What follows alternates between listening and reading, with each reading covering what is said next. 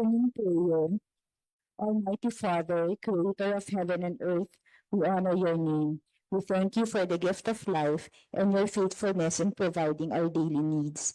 Today, as we perform our duties as public servants, we humbly ask you, dear Lord, to guard our hearts and mind and to put the interests and welfare of our fellow men above all else. Make us more sensitive to the needs of those who have less in life and give us a listening ear to those attending today's deliberation as we search for the best course of action to face the pressing issues today. We entrust the remaining hours of the day into your hands and let your will be done. All this we pray in Jesus' name. Amen.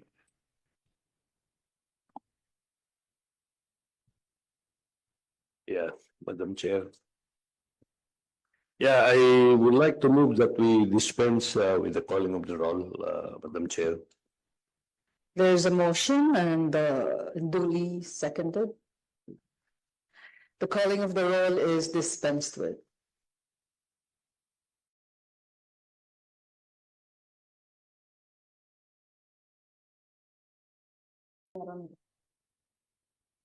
Okay, Madam Chair, as much as the minutes of the previous meeting has been distributed to the members, and I would like to move at this point that we dispense with the reading of the minutes of the previous meeting and approve the same.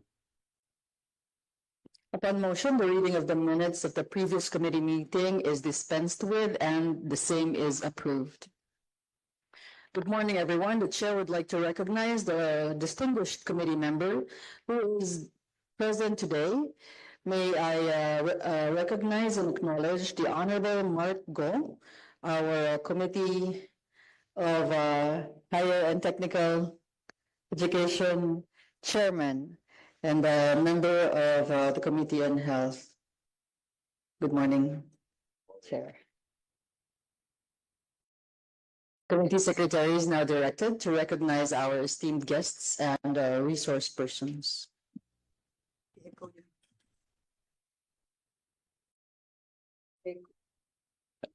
Good morning, Honorable Chair, Chair Go.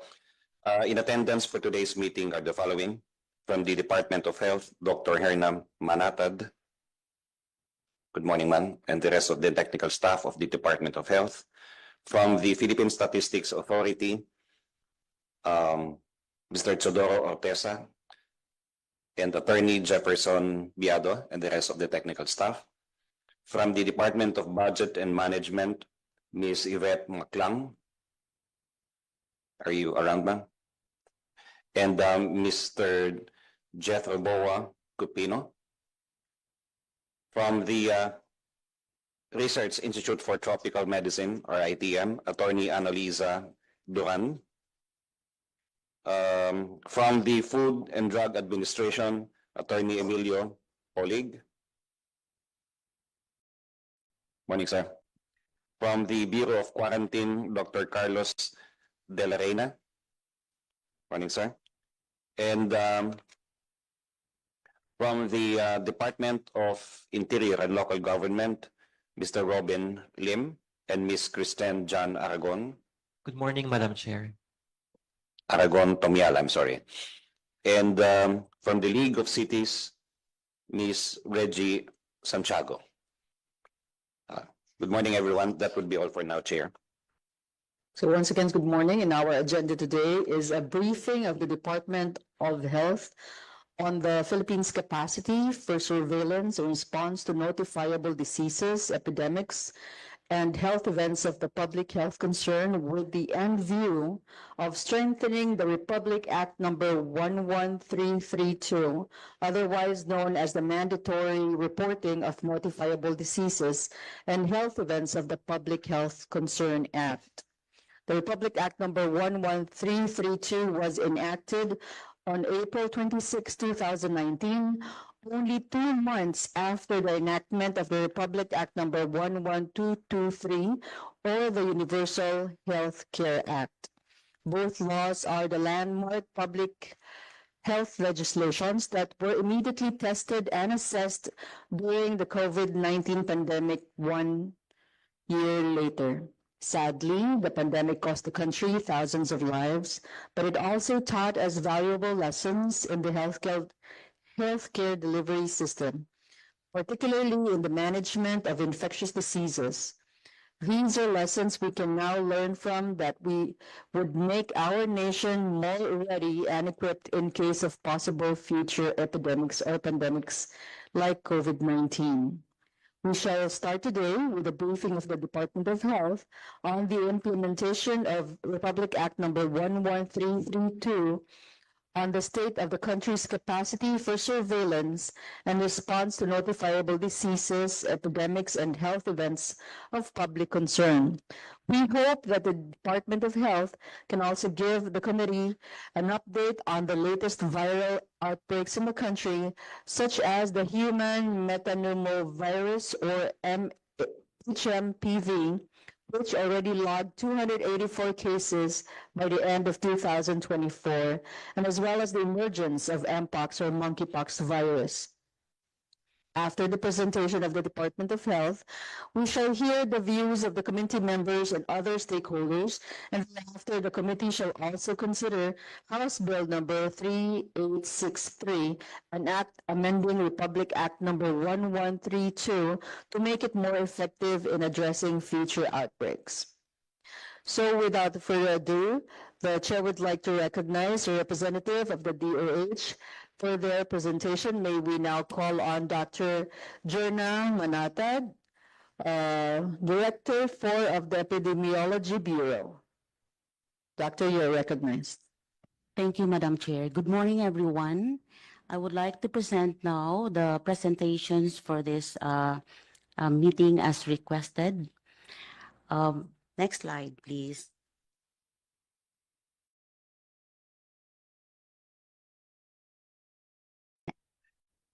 Consistent with the Republic Act number 11332 and its revised IRR, the Department of Health, through the Epidemiology Bureau, is the technical authority for disease surveillance in the Philippines.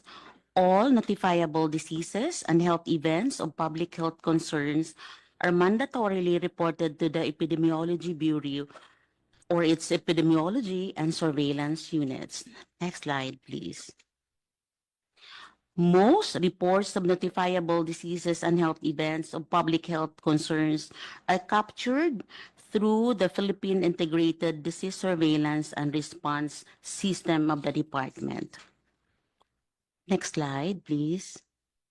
To protect the country against public health threats, the Philippine Integrated Disease Surveillance and Response System serves as the early warning and response to epidemics and health threats in the country.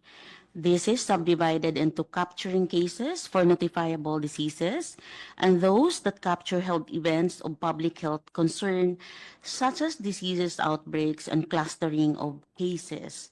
Both of these systems serve as early warning systems to rapidly notify the health system for adequate response and coordination mechanisms. Next slide, please.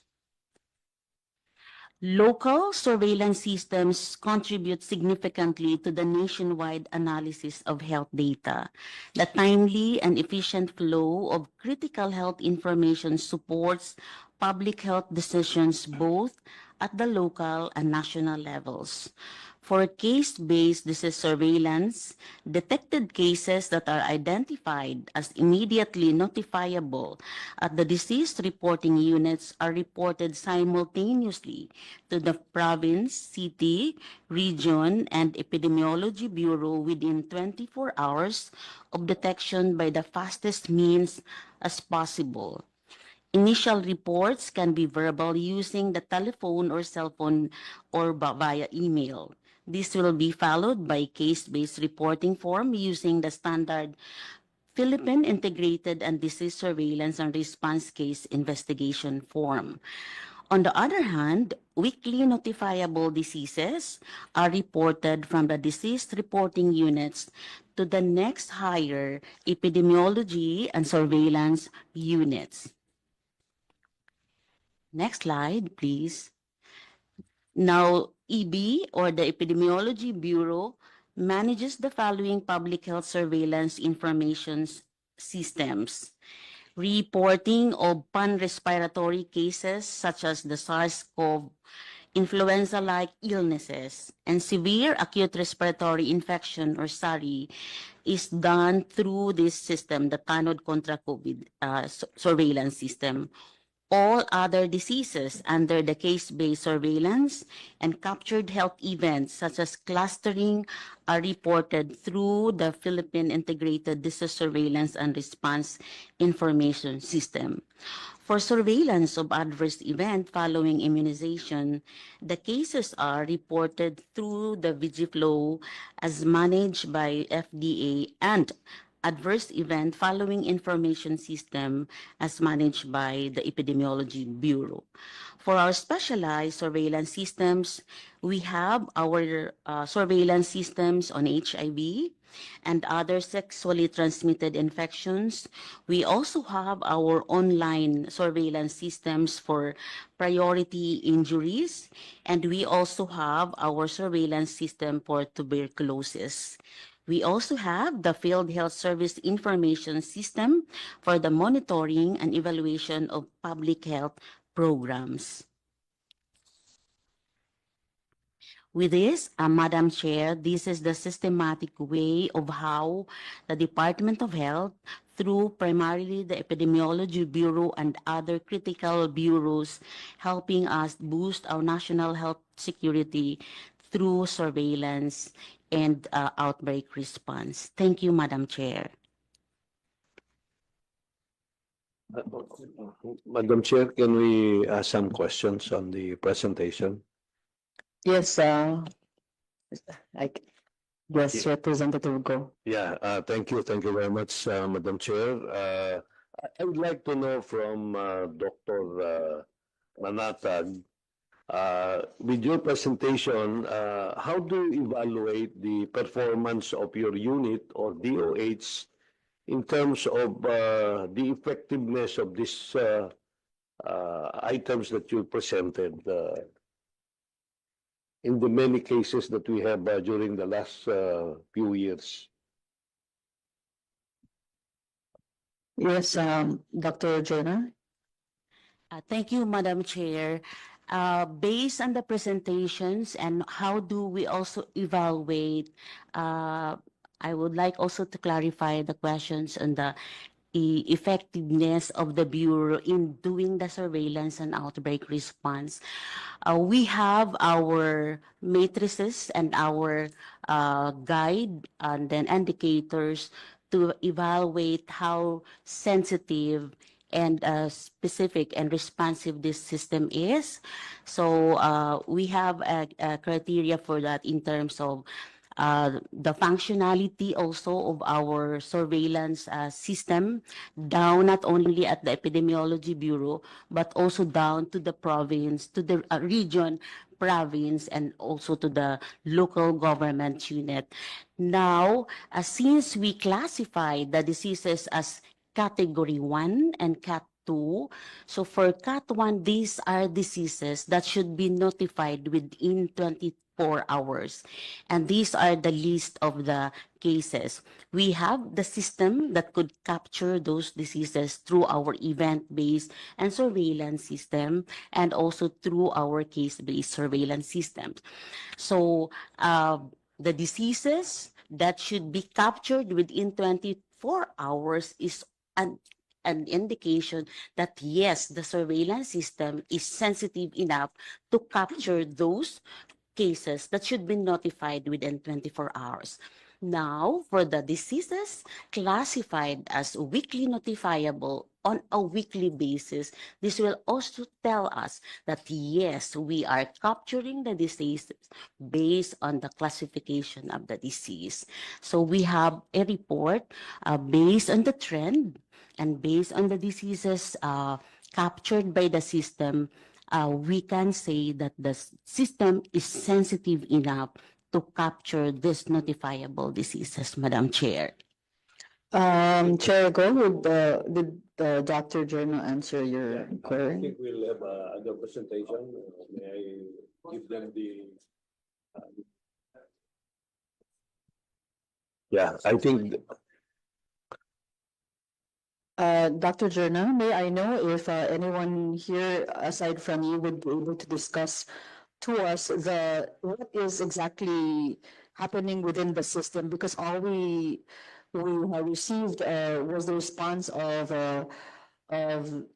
having a system just to surveillance, but the system itself, would there be an among you who can discuss that, how it happens? Like, for example, an actual disease that was notified by the system, but how is that system? How is that communication? Is it digital? Is it verbal? How many people are involved in that? Will there be anyone among you, or only the DOH can explain that? Madam Chair, we can go back into the second, the slide, the flow of capturing and how the process of doing the surveillance and who are involved in doing the surveillance. We can describe it more through the presentation. Do you still have what page in the presentation was that, Dr. Jenner? In the meantime, may I first recognize another member of the Committee on Health. We have Honorable Steve Chongbian Solon of the Sarangani Lone District.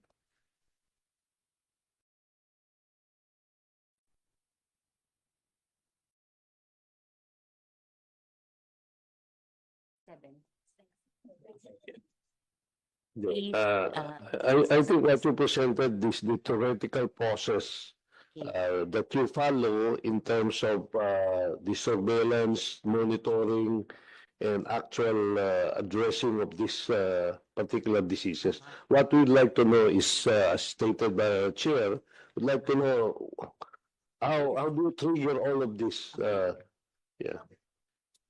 Yeah, like the monkeypox. Sir, We can have a specific case.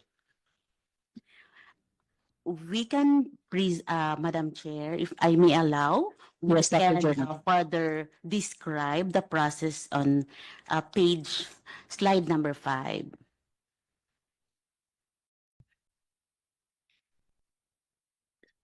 Where is yung may case detection, case registration? Please guide. Yes, Madam Chair. Okay, so this is really how the process in terms of its application in the ground and at the implementing units. Now, since surveillance really is our first line of defense, so we need really to discuss as to what's the process in the implementing units. Now, we have classified Category 1 as immediately notified diseases within 24 hours, and also Category 2 as diseases that should be notified within within a week. Now, based on the list of the diseases guided by the law and what is Category 1, so example po is a case of Mpox. Yes. By the moment, so we have a lot of sensors or areas or health facilities or clinics or hospitals that could capture the event or the disease. Now, if there's an Mpox now case or a patient going into a hospital or on an outpatient clinic or to a rural health center or to a barangay health station at the lowest unit, Madam Chair. Now, our network or our disease surveillance units and our disease surveillance officers, our hospitals are oriented on the description of when can we consider this case as an Mpox suspect Mpox case, because there's no laboratory yet. So based on the clinical presentation of the case, so the attending physician now or the health worker now confronting or managing or attending to the case, because they are trained to this definition on when are we going to classify this as a suspect mpox case. So this process now, based if this will enter into this disease reporting units, or we called it sensors, or clinics or hospitals, so they can detect a suspect mpox case now through our attending physician and our health workers. So let's say we have a clinic in Baguio Yes, sir. that is, Yes, sir. you know, probably initial evaluation, they suspect that this case is more of an mpox. Then what will they do? Okay, Do they report to the to the city health department? Then from the city health, it goes to the regional office of DOH. yes, Can you? yes, sir. Meron ba tayong flow chart Yes, na that sir. will show that one? Okay, Oo. so we can also share the flowchart specific on MPACs because we have a guide. The Yes, process Dr. Zerla, flow. can you please share that? Our technical team, can you, through the CB MPACs, just for us also to easy to follow the Yes, process. Yes. Please post the page. Yes, Rep Salon. While they're putting up the slide, so ma'am, yung sensor nyo will emanate from the barangay level or the LGU level, di ba? Person ba yan? Yes, sir. There are, thank you, Madam Chair. There are a lot of sensors based on the surveillance. It can go through a barangay health station or a rural health unit or a private clinic. Okay. So I there see. are multiple sensors that can be captured by us disease surveillance unit, and that's the epidemiology and surveillance unit in terms of the flow. When you say sensor, it's a physical thing. At the moment, sir, yes, it's a physical thing.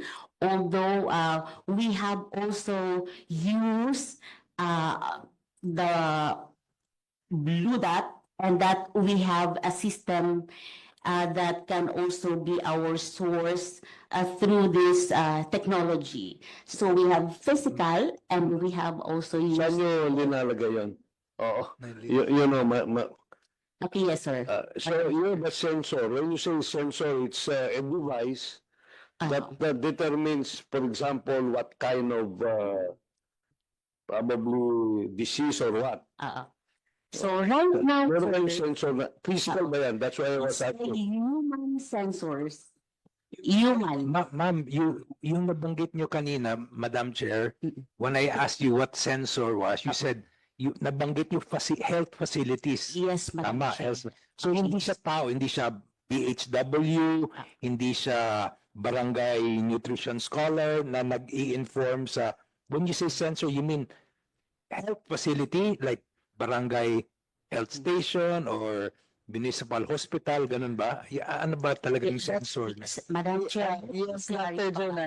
Although we are sharing this terms that we use in the surveillance, but when we say sensors, these are the reporting units composed of an individual persons trained to detect notifiable diseases. So Yes, sir. yung sensor nyo, I think you need to use a different word. Kasi sensor, for example, I came here, there is a sensor that will measure that Okay. 1 or 2 people entered. Okay. And when he leaves, a sensor will tell us that Yes, the person left already. Thank you Something for like- allowing us to clarify what sensor is in our parlang in the disease surveillance. So that's how we describe that this health facility can detect through our trained disease surveillance units team. Okay. Okay, ma'am. So Yes, Rep Salon. yeah, Madam Chair, wala pa yung flowchart kasi gusto ko din makita yung sabi ni Kong Go. Chart.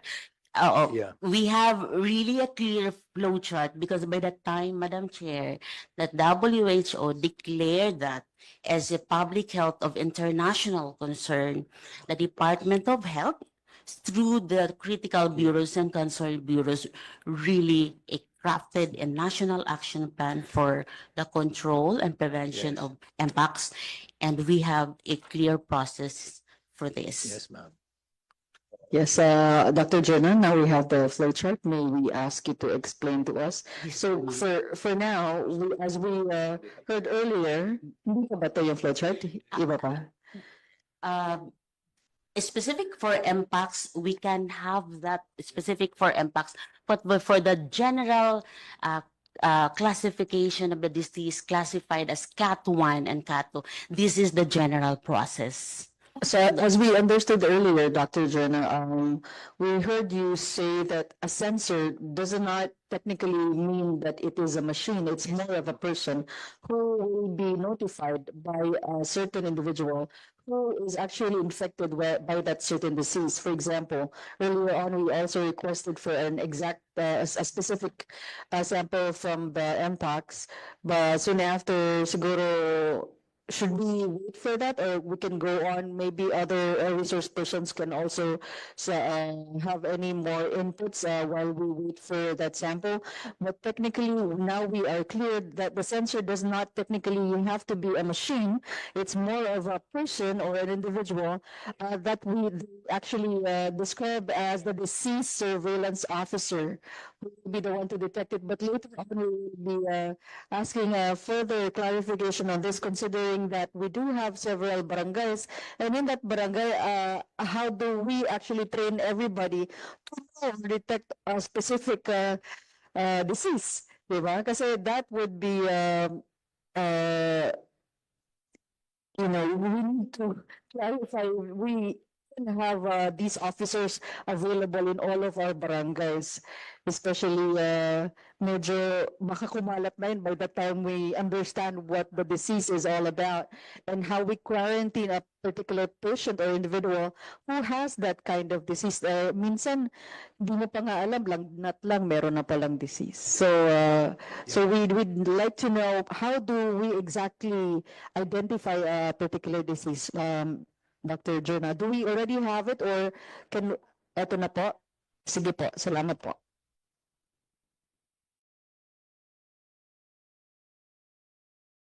So, can I just cite a very specific case? For example, there is a patient that went to a public hospital, let's say at the Baguio General Hospital. Okay, para maano natin, ma-conceptualize natin, a patient feeling something that I do not, fever siya, pumunta sa doktor, at hindi ma-diagnose ng doktor. Pumunta siya doon, hindi ma-diagnose.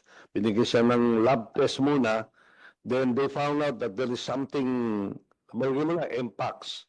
So from there, anong gagawin niya? Anong gagawin ng doktor? Ano pong gagawin niya under your,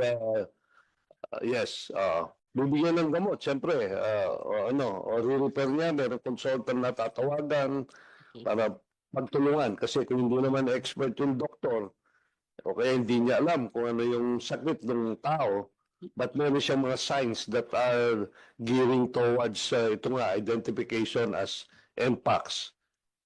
Yung po mga doktor na pupuntahan, meron na silang ganong training ba? Alam na nila? At kung meron man, saan pong lugar ito? Is this a nationwide, program na alam nila?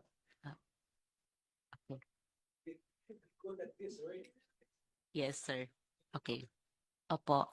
So, thank you, Madam Chair. Can I be allowed now to explain the process specifically as raised by Honorable Go? Let's have a specific area and disease, a case. So this is the management pathway or our referral guide for our network across the country. Now, in an example, if a patient consulted a certain hospital And then as mentioned by Honorable Go, in Baguio General Hospital. Now, the point of entry could be at the emergency room or at the outpatient clinic.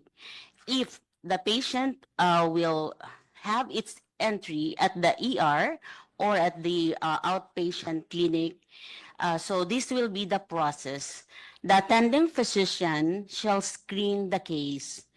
If what this case would be in terms of its assessment, what is the initial medical diagnosis of the case. Now, based on the guide, because we also really thoroughly oriented all our hospitals and all our primary care facilities, they also have the guide. So when are we going to say that this is a suspect MPAX case?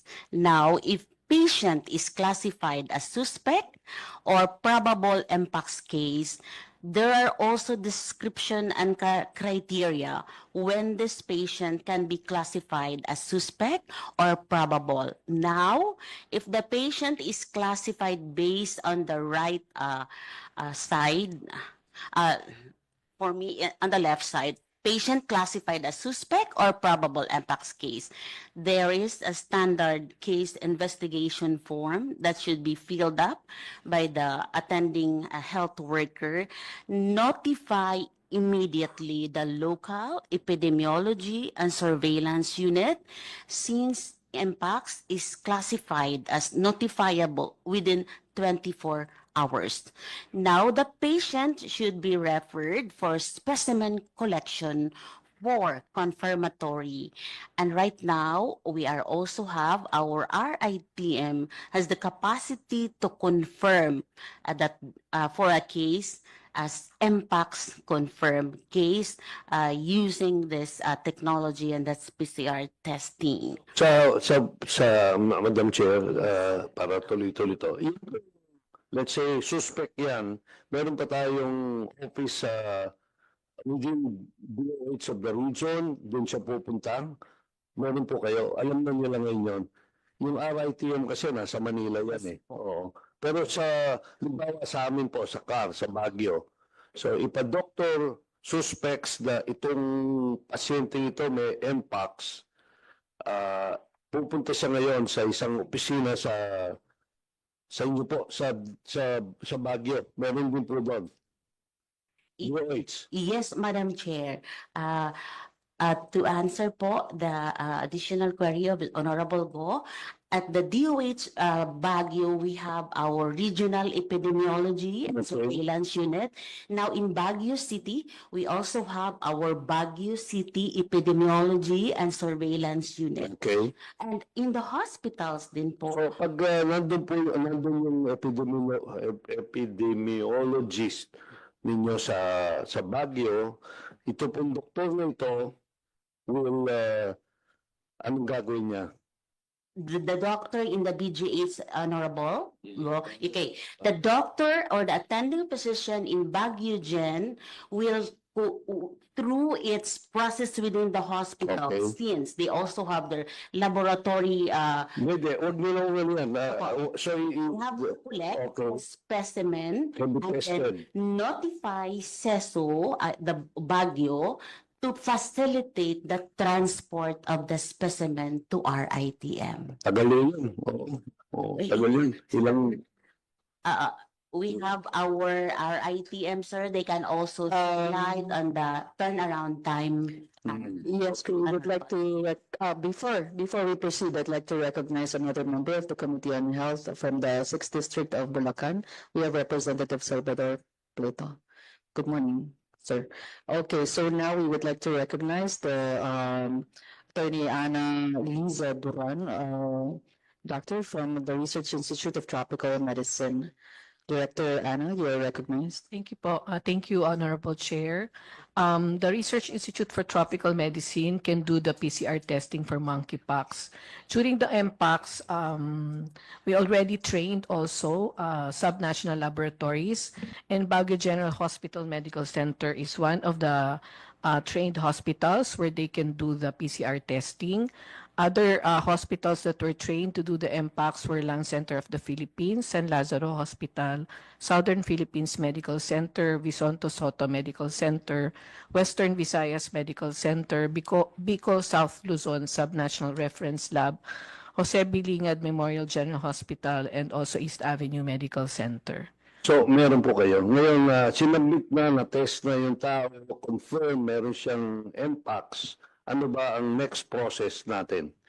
If the patient is confirmed to have MPAX, they will have to determine if the disease is mild or uncomplicated or complicated. Yes. So the infectious disease consultants who are assigned in the hospitals will know how to deal with the management of the cases. If the cases are only mild and uncomplicated, they will be sent home for Okay. home isolation. Okay, so they can treat them right there and there, in other words. Yes po. Okay, regardless of whether it's mild, ano pa, moderate, serious, Severe, or yes po. severe. Yes po. So, They kaya have po nila to- doon. Yes po. Okay, ayun. Thank you, ma'am. Thank you, Chair Go. Is there any other member who would like to continue on with the line of questioning with our ITM director? Okay, so to proceed, no, may we also recognize other resource persons? May Attorney Ana Liza Duran, would you like to continue on with your presentation, considering that we already recognized you? Do you have a presentation for us? Ma'am, we do not have a presentation. We will just be supporting other reports of the Epidemiology Bureau. Thank you po, Honorable Chair. Thank you so much, Director Ann. May we now call on the Director Ferdinand Salcedo from the Bureau of Quarantine. You are recognized, Doctor. Good morning, Madam Chair. I'm representing Director Ferdinand Salcedo, Deputy Director Roberto Salvador po, from the Bureau of Quarantine.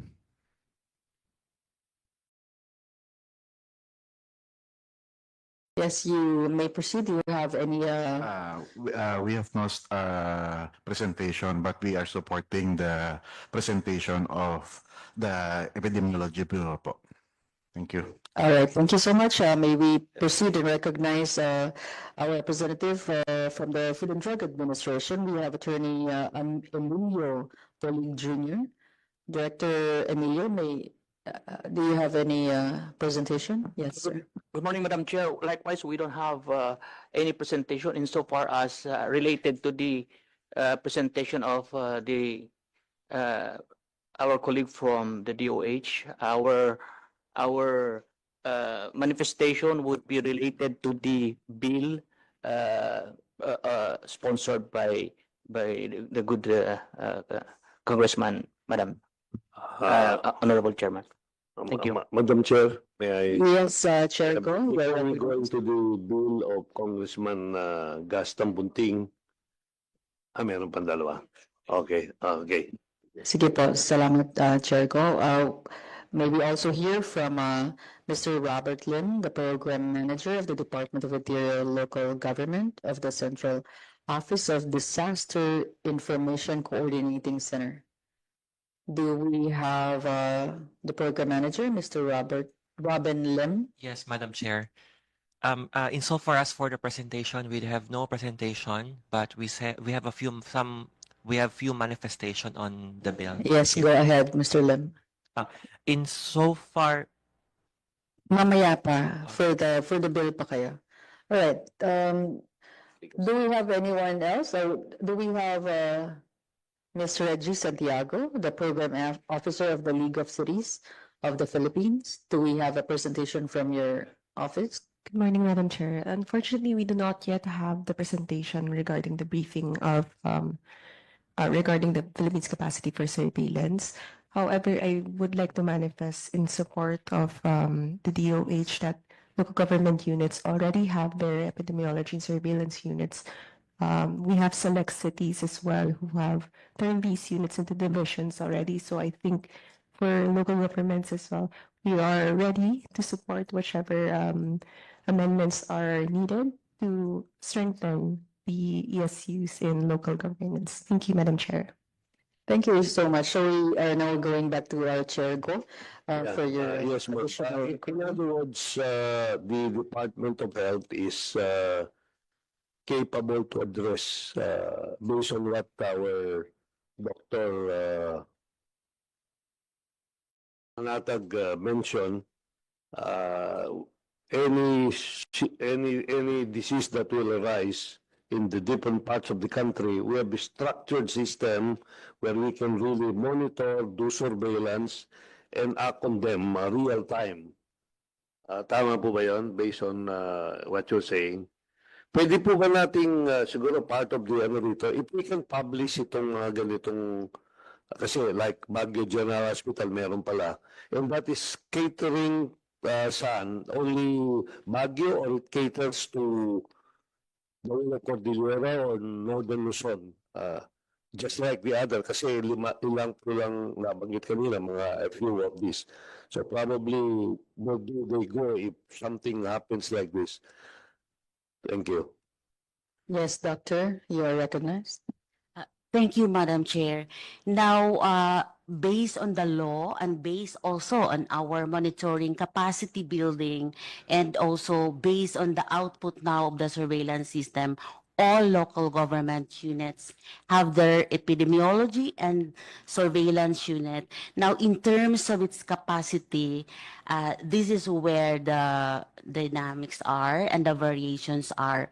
But we have also the list of those full functional surveillance units, and we also have the list for those we need to upgrade local government epidemiology and surveillance units. So it's a progressive way of capacitating really our local government units as well as our hospital facilities. Any follow-up, Chair Go? Yes, Chair. Rep Salon. Maybe Chair Go had something or? Chair. You are telling us that there are more than 1,000 municipalities in the whole country. There are about 82 provinces and more than 100 cities. All of these have epidemiologists. Bawat isa po, meron sila. Madam Chair, we can share you the list based on the functionality assessment and the special trainings and expertise that we have Ang across. gusto ko tanong, lahat po ito meron o ano po yung baka naman hindi lahat siguro. We can share the number of local government units based on the assessment through our system. We can provide and also the current number of Ilang porsyento meron based on your assessment? Ilang porsyento? Chair Go, may we recognize Mr. Guillermo of the DILG. I think he has some data on the numbers that we are asking for. Thank you very much, Madam Chair.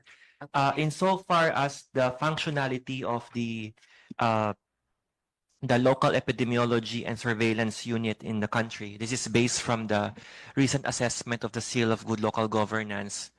And our data actually stem from the Department of Health scorecard. Now, for the entire country, we are pegging at around 64.37% of all local government units with functional local epidemiology and surveillance unit. Now, to break this down further, for the provinces, that's around 83.95%, or 68 provinces have functional LESU. For the cities, it's around 85.23%, around 127 functional LESUs. And for the municipalities, we have 61.21%, or 909 with functional LESUs. We'll be providing the figures to the committee, Madam Chair. Thank you. Thank you so much, Mr. Lim. Chair Go, okay na po yun. Thank you very much for the information. I think this will guide us in our proposed bill of Congressman Gaston Bunting. Thank you so much, Chair Go. Yes, Rep Salon, yes. I just want to add, ma'am, I think COVID would be the best example Because nung nangyari yung COVID, nakita natin yung mga gap sa sistema natin. Tapos in the last 3 years, you guys have strengthened it. And I want to commend the DOH because very maganda na yung reporting system. And so I just ask that you keep everything tight, right? Because I think, I'll give you an example. Maybe we have, let's say, monkeypox or chikungunya, let's say, they are infectious, but they're not as infectious as COVID, correct? So, mahahabol nyo kung may sakit, pwede nyo i-isolate, so on and so forth. Nakikita ko yung problema dito sa baba is, even if we have these lesus, sometimes they lack the kits to test on site. Tama? Because they have to send everything to our ITM. I'll give you an example. Someone in our household was suspected of getting chikungunya. So this is from mosquito, parang dengue ito. So ang nangyari is, we could not test whether it was chikungunya or not because the hospital did not have tests. No kits, right? No kits. Do you have it in our ITM? Because I know they say they have to send it to Singapore or something to validate. Our ITM has it. So I think that's one gap that needs to be filled. If there is a infectious disease na madaling kumalat, dapat sa LGU mismo meron kayong available kits para ma-diagnose na doon. Kasi monkeypox, makita nun may mga butoy-butoy, di ba? May mga physical, No, so maybe that's one thing that you might need to tighten is to capacitate the barangay and LGU level that they can diagnose on the spot and then isolate. Thank you, sir. Yeah, I think that just like what happened sa COVID, after a while, before we were sending everything to our ITM, it takes long. But after a while, when the kits were developed and introduced in the different parts of the country, real time, kahit na individual, they don't need to go to the doctor. They just, test themselves, and they can determine whether they have COVID or not. So I think we can do the same by capacitating them and providing them, of course, the material kung pwede natin gawin yan. And that would require budget on the part of the Department of Health. And probably PhilHealth can, yeah. Especially very infectious. Yes. Yes, Director Annalisa. Madam Chair, if the disease is already known and there is already a gold standard for the diagnosis of the disease, then it will not be difficult for everyone to use the gold standard. However, for novel diseases that have not yet they have not yet discovered the gold standard for the diagnosis, and for example, they will still have to develop the kits. So that's the time that we have a problem, and it's not only nationwide but also global in scenario whereby, for example, in COVID, they have to develop the kits. That's why there will only be, like, for example, a particular laboratory that can diagnose it at first because the kits are not yet distributed to the different areas. So after a while, when all the kits are able to, all the kits were already developed and they were validated to really diagnose the particular disease, then the price of the kits and the availability nationwide and globally becomes big or wide. So that at particular time, the kits and will now be available anywhere else in the country and in the world. So that's what happens po. Thank you po. Thank you, Attorney. Do we have any other questions regarding this? From the chair, no? Mag-ask lang sana ako, Director Anna and Dr. Jerna, whoever can respond to my question. Knowing that we already have this kind of system, knowing sino yung first officer to respond to an individual who is suspected of any disease, I'd like to know, gaano ba kabilis? How quickly can we respond to a certain disease? For example, some of our kasama natin, mga tao, minsan konting ubo, konting sipon, wala na yan. They don't really want to talk about it. Some of them don't even cover anyone. But how do we know if one is infectious? For example, saka pa nila isipin it's serious when they have the fever. Diba? Minsan kasi when you have fever, your body's already fighting it off. But then again, some of that, kailan ba nagiging infectious ang isang disease? Kung may fever lang ba or during the time na nagbibigay na siya ng symptoms katulad ng ubo and sipon or sore throat, it all comes to that point also for the buto-buto, the spots that you see all over the body. Sometimes isipin na, hindi lang, ordinary measles lang yan. Because I went through the whole thing. Wala akong kahit na isang vaccination growing up, and I went through the whole thing. And knowing na some of them are actually, communicable. So all 7 of us siblings, kinukuha namin lahat ng sakit na yan. Pero just because wala kaming vaccination. But we went through all that normally. Pero mga diseases coming from other countries, the focus was how fast how did we recognize impacts when it came from outside of the country? How fast was that? How long did it take for somebody to actually recognize that, considering na infectious na pala siya? And how do we tell everybody? Do we have, parang hindi ko na ata nakita dito sa ating flowchart, how it was communicated for the rest of the country. So for example, that individual actually went to other provinces before he went home. And we don't even know na baka nasa katawan na pala niya and then emitted throughout his fluids. So Dr. Jerna and Director Annalisa, how quickly do we respond to this, especially then of course it's normally coming out from a different country? Thank you.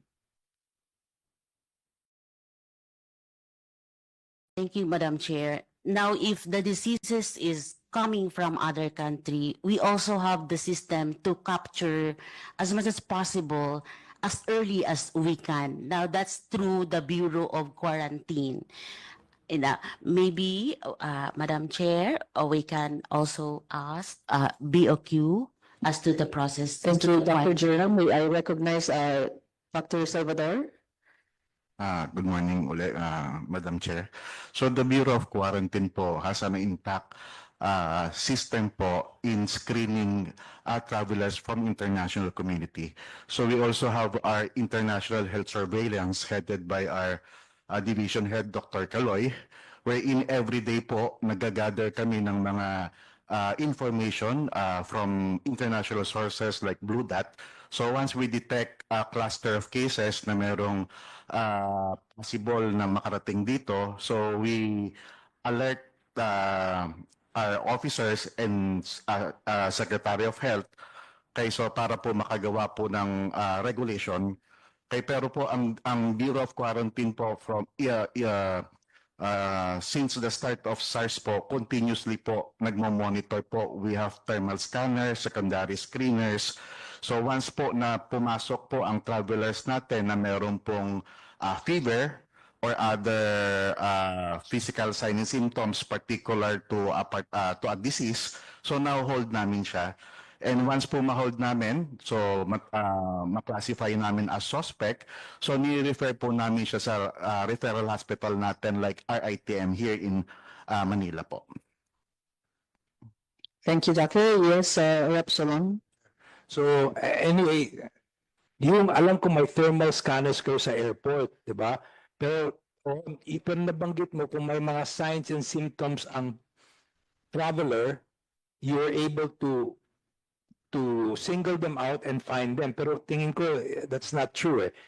Yung fever, okay, kasi makikita mo sa scanner. Pero kung may, nakabiyahe ko, ang daming may ubo, ang daming may no? Hindi natin ma-hold yan. No? So I just need to know exactly, is it only the thermal scanner that you have, or do you have people on the plane informing you, ato seat number 2D, may ubo at sipon, seat number, meron mga ganon or wala?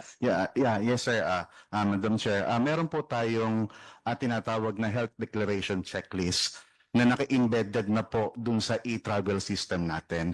So before traveler po they will enter the country, they are mandated po to fill up the health declaration checklist. Okay, so syempre po, limited din po yun na dapat po truthful yung sasabihin ng traveler. So marami po talaga nagsisinungaling. Kaya importante po will be the right information na binibigay natin sa traveler, especially po pag meron tayong nakikitang sakit sa particular country.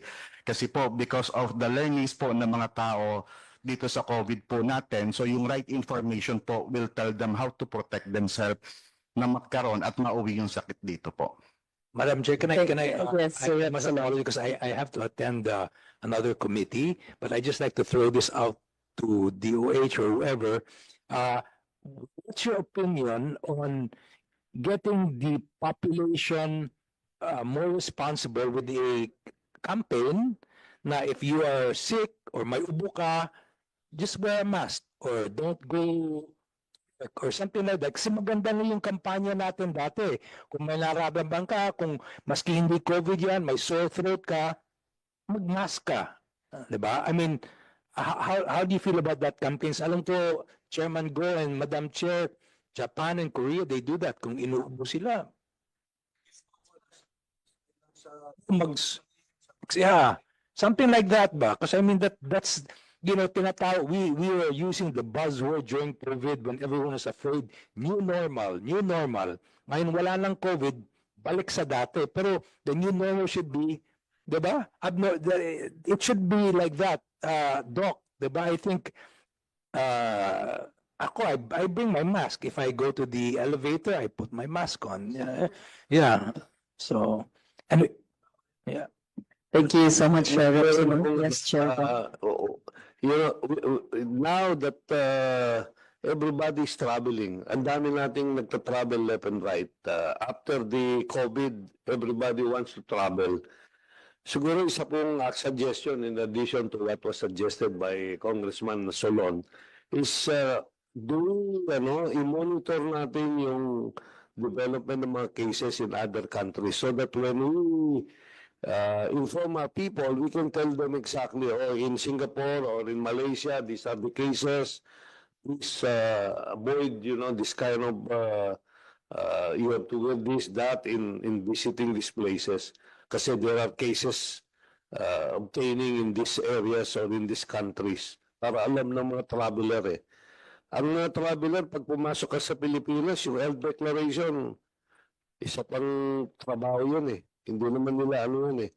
And we will ask them to take responsibility first on their health condition. And let's not put the burden to the country or to the government yung pag-aasikaso sa health ng tao. Dapat sila muna eh. No? Protect themselves. Pag ikaw yung nagtatravel, you want to travel, you have to be sure that you are healthy. Wala kang, you prevent yourself from contaminating yourself also.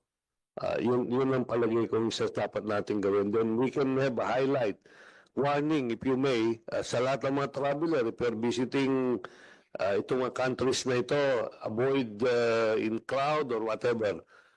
Pwedeng advisory kung ganon. Para maiwasan mo natin yung, kasi pag pumasok na ngayon sa isang tao rito, then he contaminates other people, it will spread like fire. Yun lang, Madam Chair. Thank you, Chair Go. Do you have a response to that, Dr. Jenner? Yes. Thank you, Madam Chair. Now with that, we also would like to share and emphasize also the current system that we have. We have the Bureau of Quarantine. At the Epidemiology Bureau, we also have our International Health Regulation and External Unit, who also have the responsibility really to notify WHO IHR Secretariat on the diseases which have an public health international concerns. So these are the diseases that should be reported and to be shared outside the country. The same thing, other countries also are doing, report that to the WHO as IHR, and that case also will be shared across the member states. Example, if one case passed through our point of exit and the case was detected in Saudi Arabia, example, now the IHR focal point for Saudi Arabia will notify WHO and now will notify the epidemiology Epidemiology Bureau of the Department of Health for further response, particularly contact tracing and other control measures. So that's also the system that we have right now, Honorable Chair. Sige po, Dr. Jenny, thank you so much for that. Do we, may we, okay, so we will now recognize first our another member of the Committee on Health, Honorable Gaston Bunting of the Parañaque City Second District. We will now proceed with our agenda, which is the deliberation on House Bill number 3863, entitled An Act Amending Republic Act number 11332, otherwise known as the Mandatory Reporting of the Notifiable Diseases and Health Events of Public Health Concern. The chair would like once again to recognize the author of the bill for his sponsorship, and thereafter the chair shall also call on different resource persons to present their positions. And after this, the House members may also direct their questions to our guests. May I now recognize once again Representative Gustavo Tambunting. Thank you very much, Madam.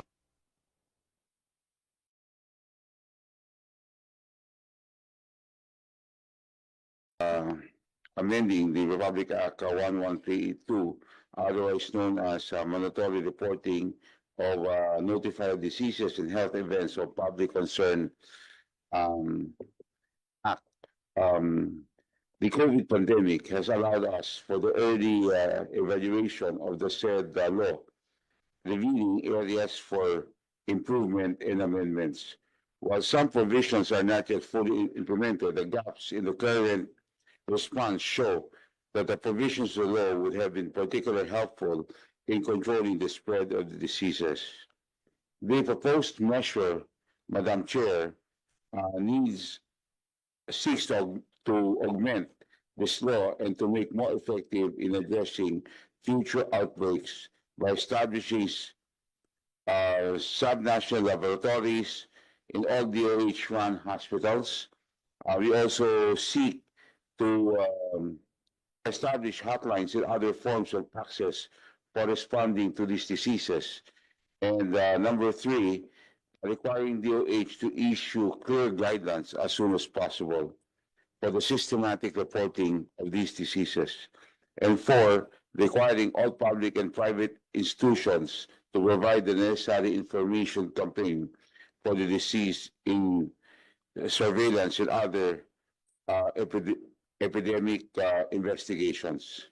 Again, on behalf of the people of the second district of Parañaque, and of course for the good of the Filipino, I ask that the committee consider this proposed bill 5163. Thank you very much. Thank you so much, Rep. Gus Tambunting.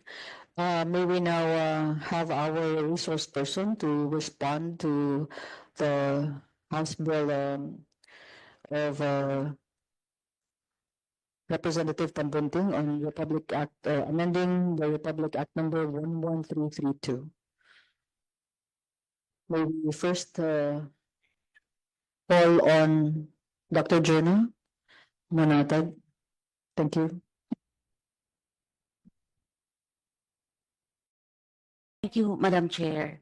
Now, with this, the Department of Health is supporting the amendment of the Republic Act 11332, and we will submit the official and approved position paper of the Department of Health.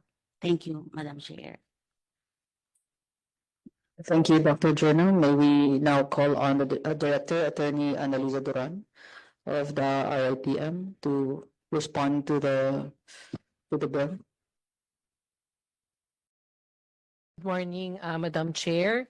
Likewise, the Research Institute for Tropical Medicine is also supporting the amendment of Act 11332 by House Bill number 3863, which is the mandatory reporting of notifiable diseases and health events of public health concern. As to the Research Institute for Tropical Medicine, we are the technological support of the Department of Health as to the diagnosis of all all the diseases, the notifiable diseases of public health concern through our laboratory research division. Thank you, Madam Chair. Thank you, Director Anna. May we now call on the Food and Drug Administration Representative Attorney Emilio Polig Jr. Thank you, Madam Chair. Good morning once again to this honorable committee and to the other resource persons present. Likewise, insofar as this measure aims to further enhance our response strategy for epidemics or of national concerns, rather local or national concerns, the Food and Drug Administration, in behalf of my principal, fully supports the enactment of this bill, Madam Chair. We will present our position paper, formal position paper, but if we could be allowed to manifest our initial manifestations, I can proceed, Madam Chair. Go ahead. Yes, Madam Chair, our observation deals on the amendment of Section 7 of 11332, insofar as inserting the phrase or sentence in bold letters.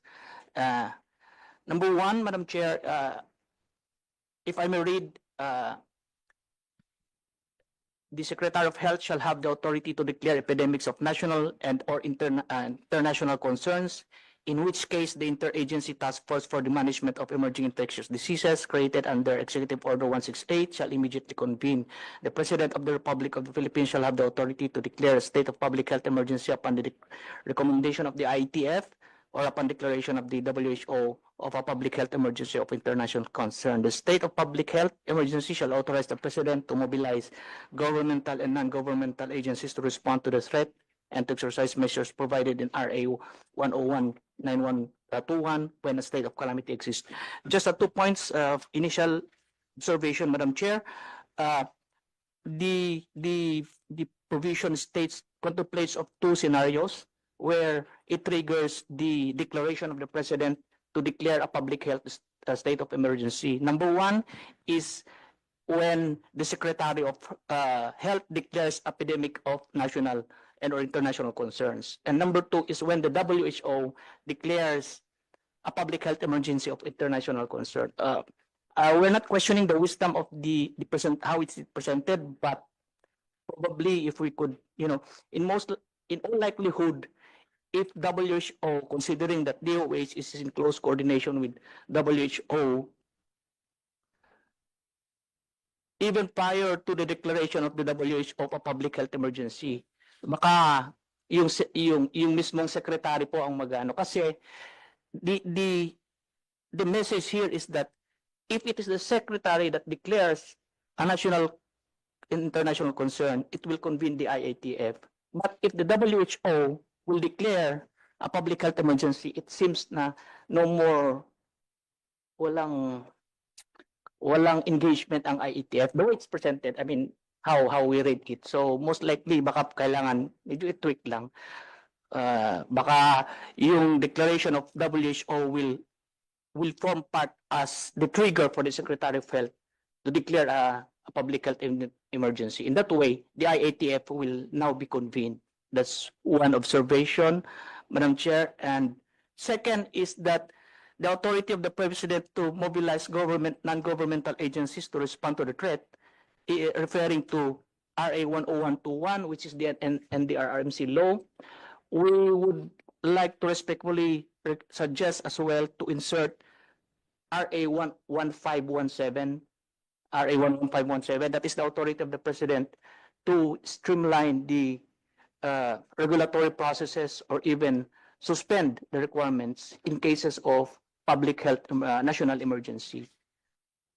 And to add, to give more legroom, apart from RA 10121 and 11517, we may suggest that to include a phrase "and such other laws as applicable," so that to to include other laws that may be enacted even before the enactment of this bill, Madam Chair. That's all, Madam Chair, for now. Thank you. Thank you so much, Attorney. Before we proceed, Yeah. may I recognize first our another member of our Committee of Health. We have Honorable Bonifacio Bosita, of the One Rider Party List. Good morning. Good morning po. Good morning po. Yes, yes, Chair, go. Yeah, I would like to clarify yung binanggit ng natin, resource person. You were saying that if this will be the triggering point is the declaration of the World Health Organization. Do you have objection with that? That anyway, the World Health Organization declares it globally naman eh. It's not specifically for a particular country. No, it's Okay. we're not questioning the wisdom of it, Madam Chair, but the procedural aspect of it, since if the WHO declares it, the President can automatically declare a state of public health emergency without even convening the IATF. That will be, of course, the President will not just, That's right, that's right. yeah. That's why I said a while ago, Madam Chair, that most likely, kung may WHO declaration naman, ano naman talaga kagad sa Department of Health. So matritrigger kagad ang WHO naman, I mean, ang DOH din naman kagad. Hindi, nakalagay naman dito, it's very clear that the President of the Republic shall have the authority to declare a state of public health emergency upon the recommendation of the AITF, EID, or upon the declaration. So the President has all the option. And even if there is a declaration by the World Health Organization, the President may not declare a state of emergency as he determines based on recommendation of the appropriate agencies, health agencies in the country. We will submit to the wisdom of the That is my Madam Chair. Thank you. support to our proponent of this particular measure, Congressman Tambunting. Thank you. Thank you, Chair Go. Before we proceed, Chair, i-recognize po natin ang another member of the Committee on Health. Yes. We have a representative, Honorable Jane Castro of the 2nd District of Capiz. Ma'am, good morning. Yes, Chair, you can proceed. Any further clarifications? Yeah, I think I just want to clarify the statement indicated in Section 2, which is actually an amendment to Section 7 of Republica 11332. Yes, thank you so much, Chair. May we proceed to the other resource persons who might have also their manifestation regarding this bill from the Department of Budget and Management. May we call on Ms. Yvette Kong. Is she around? Yes. Thank you. You may proceed. Good morning, Madam Chair, and to the honorable members of the House Committee on Health, as well as to all resource persons present today. I am Yvette Maclang po from the Budget Information Legislative Service of the DBM. Madam Chair, while we are still studying the provisions of the proposed House bill, the department recognizes its intent to amend RA 11332, notably including salient provisions such as the establishment of subnational laboratories in all DOH-run hospitals, DOH-run regional hospitals, and the establishment of epidemiology and surveillance units in the LGUs, as this seeks to enhance diagnostic and testing capabilities, ensuring timely detection and management of diseases. Additionally, this will also strengthen the government's capacity to monitor, investigate, and control public health threats effectively, especially in the local level. On the provision to establish subnational laboratories, may we kindly note that the position, classification, and organizational structure of this be subject to the review and evaluation of the DBM. And as for the management and operation of these, may we kindly defer po to the DOH on the matter. As for the provisions to establish epidemiology and surveillance units in the LGUs, it is understood that this will be operated and supervised by the local government units concerned. In this regard, we would like to defer to the League of LGUs on the matter po. That would be all for our initial comments, Madam Chair, and we will provide more insights po in our finalized position paper for the consideration po of the committee. Thank you very much po. Thank you so much. May we now call on and proceed to may we call on Mr. Robin Lim once again from the Department of Interior and Local Government. Thank you very much, Madam Chair, and to the honorable member of the committee. The department welcomes this development on amending the previous the existing law. While we are still going through with the proposed amendments, may we just want to highlight a few things. Number one, we are in support that all local government units must establish their respective local epidemiology and surveillance unit with career positions. With career positions of disease surveillance officers and other health-related professionals, because we have learned this from the pandemic, from the COVID-19 pandemic, that we lack these health professionals, and we actually mobilize several local functionaries to firm up the contact tracing operations. In addition to that, Madam Chair, I would just like to bring your attention to the proposed amendments, particularly on item I, that the DOH shall establish hotlines and other forms of access where the public can report notifiable diseases and health events of public health concern.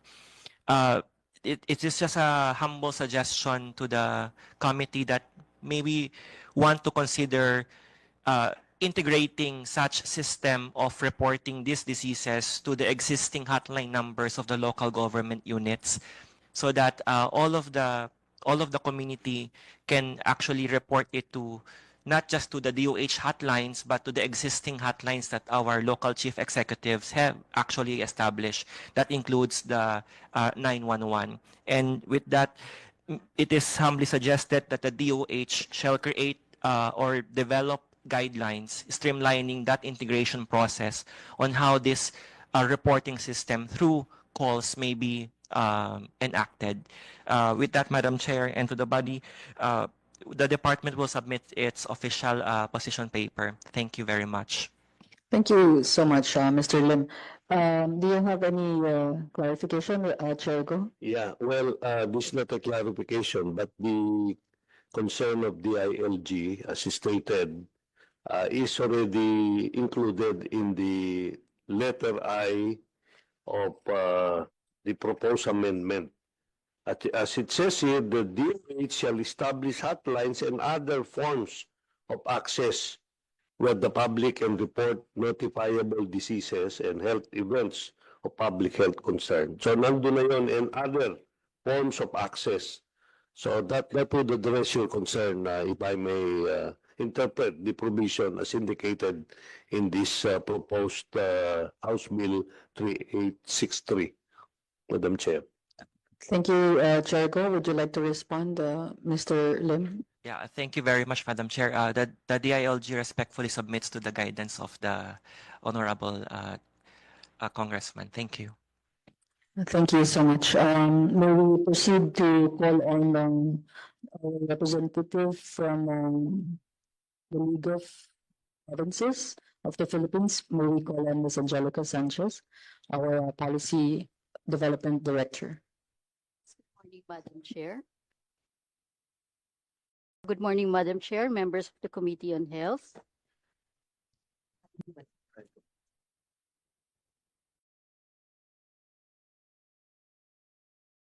So, Madam Chair, the League of Provinces of the Philippines support the amendment of RA 1132. However, Madam Chair, we just have certain points.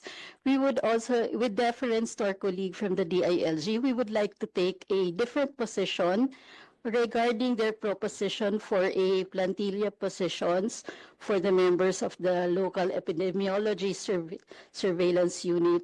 Because firstly, Madam Chair, we have a provision in the local government code that limits the spending for personal services to 45 to 55%. So, Madam Chair, unless there is such a position under the position classification of the DBM, we will have to oppose any creation of a new position, especially if it mandates the creation of a new plantilla position.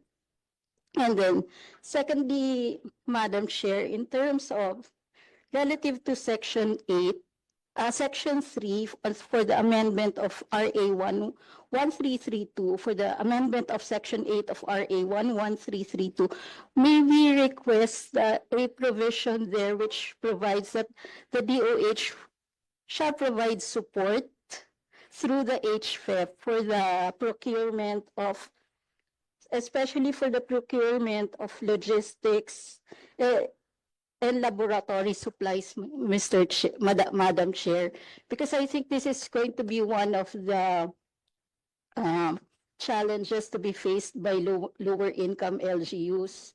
Because aside from the personnel, they also have to equip the ISUs. So I think we will be needing really the help of the DOH here, maybe probably through the HFEF hospital facility, at least the HFF program somewhere. It's in the bill that the DOH can help, because I think with the amendments, what is here is that the LGU SUs will have to be independent from the DOH. So at least just a provision there, Madam Chair. So thank you. That would be all. We shall be submitting our official position paper. Thank you so much, ma'am. Your observation and comments are noted. May we now, is there anyone else that I haven't mentioned and recognized? The League of Cities, Ms. Reggie Santiago. Ms. Reggie Santiago, the program officer from the League of Cities, do you have any position? Thank you, Madam Chair. While the League does not yet have an official position on the matter, hearing our esteemed resource persons and recognizing the vital role of local government units alongside the DOH as its first line of defense on epidemics and health events, I will be sure to elevate the matter to our principals and seek their support on this House bill. Additionally, I would just like to support the previous manifestations of the esteemed Representatives Solon and Go that local governments provide a critical role in quickly diagnosing or testing these potential diseases.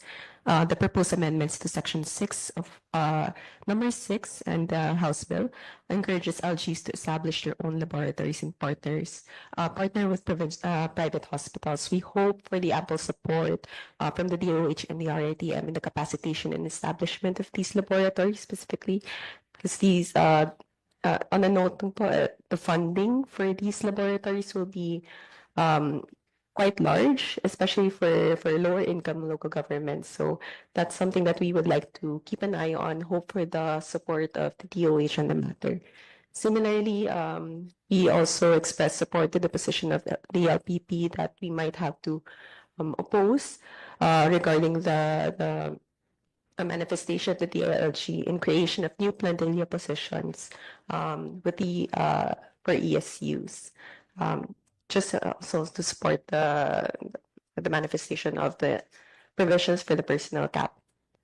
That will be all, Madam Chair. Thank you. Thank you so much, Madam Chair, may I propose in response to the comment of the DILG and the League of Cities and Municipalities, because it says here all provinces, cities, and according to the data submitted to the LG, only about 64% of this epidemiology and surveillance unit, no? So I would propose that in clustered or in areas where there are small municipalities, they can cluster themselves and have one only for one or two or three or more ESU or ESUs in these areas. So instead of putting all, baka hindi kaya yan, pwedeng tanggalin na yung word na all, and we'll do an amendment to this amendment proposal so that we can address the issue raised earlier that because small cities might not be able to fund this ESO, no? And at the same time, because of the limit on the 45% as mandated by law, they might not be able to put up, plantilla positions for this. I'm sure our proponent will be amenable to that. To Chair Go. To proceed, may I also call on a representative from the Philippine Statistics Authority, who we call Attorney Jefferson Diado. You are recognized. Good morning, Madam Chair, and to the honorable members of the committee. The Philippine Statistics Authority, as the major agency in charge in the collection and processing of statistics, fully supports the passage of the bill amending RA 11332. As far as the fourth objective is concerned, which requires all public and private institutions to provide the necessary information in disease surveillance and other epidemiologic investigations, the Philippine Statistics Authority, this objective is within the scope and functions of the Philippine Statistics Authority, Madam Chair. We will submit our official position paper. Thank you.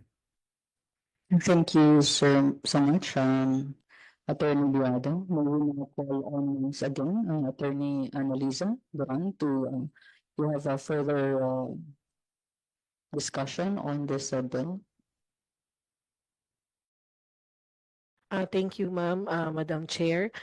We were just looking into one section, and we will be providing our specific recommendations po after the hearing today. Thank you po. Section. Ano yung concern yun na section?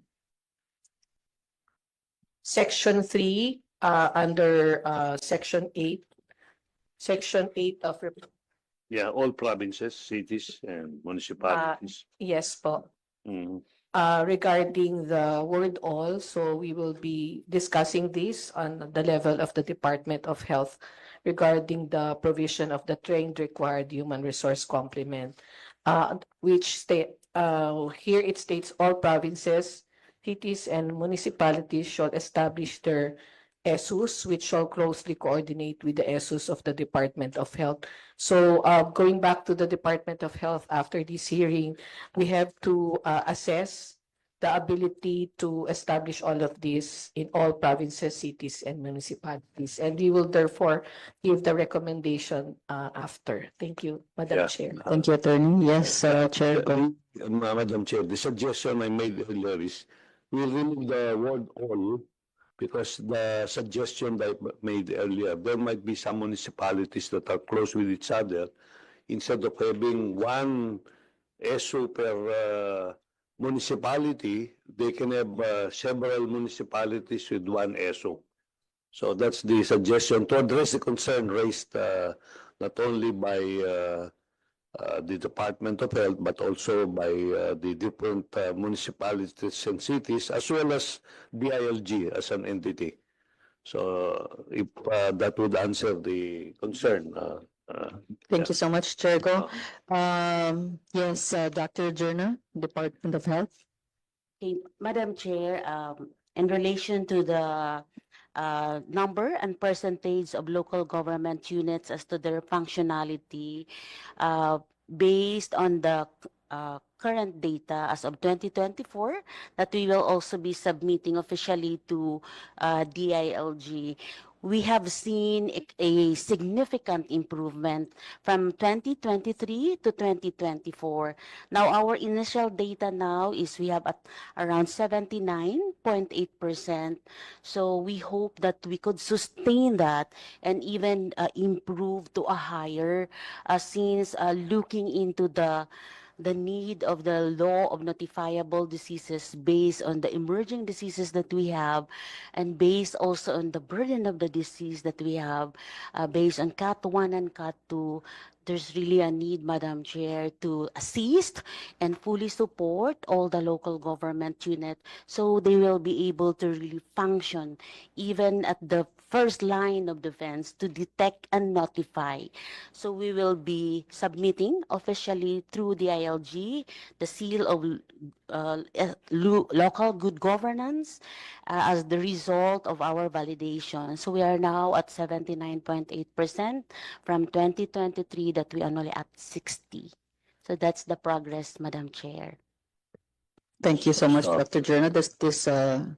Yeah, therefore, I would suggest that the ILG and DOH should reconcile their numbers, because the ILG is saying 64.7%, while DOH says it's 79%. So, but still, Yes, thank you, Chair Go, the ILG and DOH. Maybe you could reconcile your statistics, your numbers, so we can have the exact numbers that we need. And before I move to the next resource person, bottom line, we cannot discount the fact that most of the diseases that are in our country actually came from outside of the country. Diba? It will not be here if it did not go in of the country. So definitely, it is very crucial that the detection also should be concentrated primarily from the Department of Quarantine, from the Bureau of the Quarantine. Diba, detection there is early on. Makita mo na kung, I think we need is this for better technology? Because more often than not, they pass through our quarantine. Sabihin natin na hindi natin na-detect yung fever immediately. How is this? Mauuna ba dapat si RTM, si DOH ba? Sasabihin niya si DOQ? Or quarantine muna, may pumasok dahil dito. Who gets the information first? From your end and your departments, you inform the Bureau of Quarantine to watch out for incoming diseases that will be coming from the other countries. Definitely, di ba, World Health, di ba, manggagaling yan, and then DOH will get the information. DOH, do you have the people who will be informing our Bureau of Quarantine to watch out for people manifesting all these symptoms? Bureau of Quarantine, may I recognize once again Dr. Roberto Salvador to respond to this. Thank you so much. Good morning again, Madam Chair and honorable members of this committee. So the Bureau of Quarantine mandate po is to protect the country against these international health threats po. So we have our own system po of detecting and surveillance po, our international health surveillance po. So sabi ko nga po kanina, every day, kumukuha po kami ng data internationally. So pag po meron kami nakuhang mga data na pwede maging threat dito sa country, pwede pumasok, we inform the DOH po through secretary, and we advise our airports and ports po to be vigilant with this kind of diseases po. So continuously po talaga pong ang Bureau of Quarantine po ang first line of defense against these international health threats po. Yes, Doctor. Dr. Salvador. Anyway, your position on regarding the bill, may we have it for our author? Yes po. Thank you po. The Republic Act 11332 or mandatory reporting of notifiable diseases has been an important instrument in our fight against COVID-19 pandemic. It was used by the Bureau together with RA 9271 or Quarantine Act of 2004 to ensure control measures conducted at our national borders are legal, protective of the common goods, and respective of individual rights. So we fully support po the amendment of RA 11332. Thank you, Madam Chair. Thank you so much, Dr. Salvador. Yes, may we recognize Representative Castro to give her Jane comments. Castro, yeah. Yes. Yeah, we have heard the suggestion from the League of the Provinces, Miss Angelica Sanchez, regarding the requiring the DOH to supply the required machines or equipments, because we can hardly, of course, rely on our municipalities to provide that. And of course, it is DOH which is more knowledgeable on this equipment. So can we add that in this provision, that to require the DOH to at least supply the required equipments and machines? Dr. Jerna, would you like to respond to her query?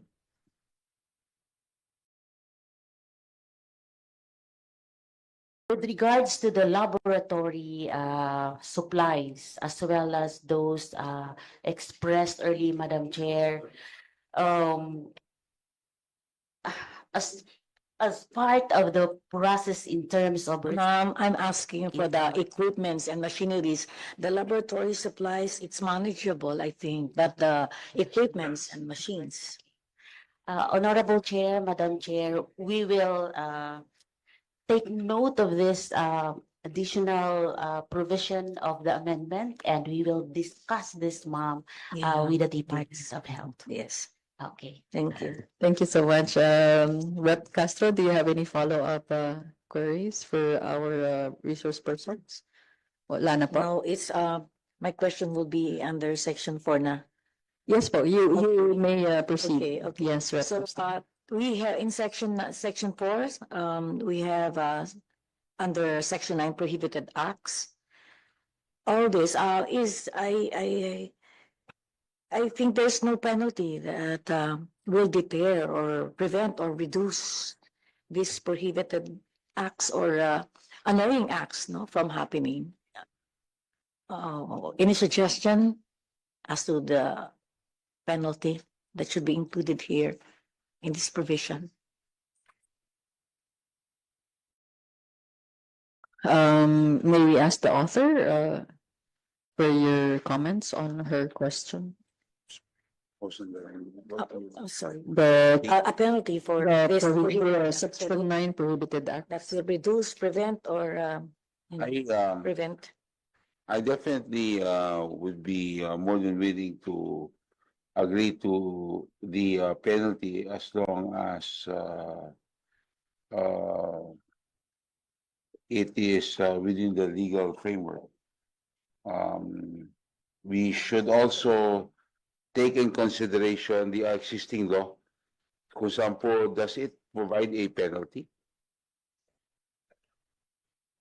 So, then Yes, Rep. Pumbunting, we have it in section 10. Rep. Castro, the penalties are indicated in section 10. In this paper that is so hardly cannot read it. Here, is it here? Ma'am, Madam Chair. Madam Chair. Thank you, the Honorable Marco. Yeah, it's actually in section 10 of Republic Act 11332. And the amendment does not propose any change in the penalty. Yes, so automatic ito. That's the reason why I asked. Yeah. Because if there's already an existing Yes. provision, then there's no need for me to include one in Yes. my proposed bill. Thank you. Ito ma'am, under section 10 penalties, any person or entity found to have violated section 9 of this act shall be penalized with a fine of not less than 20,000 pesos, but not more than 50,000 pesos, or imprisonment of not less than 1 month, but not more than 6 months, or both such fine and imprisonment at the discretion of the proper court. Yan po yun. Hindi na po, because this is just an amendment to the certain provisions. Yes, ma'am. Okay, thank you. Yun. Okay. Okay, Madam Chair, if there are no more concerns, issues, and manifestations on this proposed Bill 3863, I would like to move that we approve House Bill 3863, an act amending Republic Act 11332, otherwise known as the mandatory reporting of notifiable diseases and health events of public health concern, subject to style and amendments. 3863. 3863. There being a motion, there being a motion duly seconded for the approval of House Bill number 3863. How about its committee reports? Yes, subject to style and amendments, and including its committee reports. House Bill number 3863 is approved. Madam Chair, I would also like to be made a co-author with the kind indulgence of the author, Representative Gaston. Thank you very much, Madam Chair, of course, and may I request that all members present in today's hearing be included as proponents of this measure. Thank you. Thank you. Yes, there being a motion on that, and that for all our members present here in this hearing, be made co-authors of the said bill, duly seconded, that motion is also approved. Maraming salamat po, Madam Chair. There being no other matters, may I have a motion? Madam Chair, I move to adjourn. This meeting is now adjourned. Thank you so much for everyone.